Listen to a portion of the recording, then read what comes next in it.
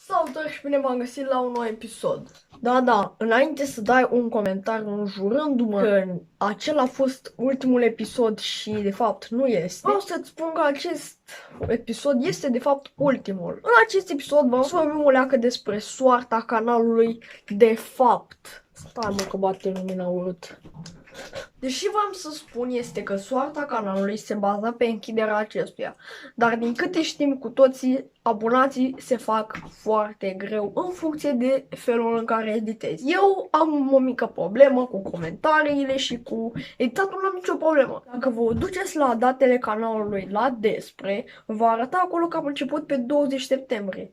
Da, atunci am creat eu contul Google după cele două gafe cu conturile hackuite. Și am zis că dacă contul a fost creat pe 20 septembrie, primul episod nu e așa. Primul vlog era prin ianuarie, dar primul episod era pe undeva prin noiembrie, cred.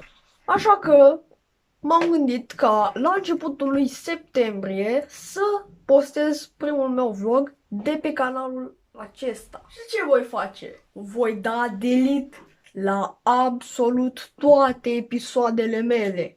Voi descărca câteva dintre ele, iar apoi le voi folosi pe canalul, tot pe canalul acesta. Canalul va începe cu toți cei 60 de abonați, dar cu un singur videoclip și vor mai apărea câteva apoi. Și asta e treaba, m-am gândit să fac chestia asta pentru că efortul depus nu a fost îndeajuns și am zis să iau canalul de la capăt, să fac totul mai ordonat, să nu mai postez gaming pe un canal de vlog.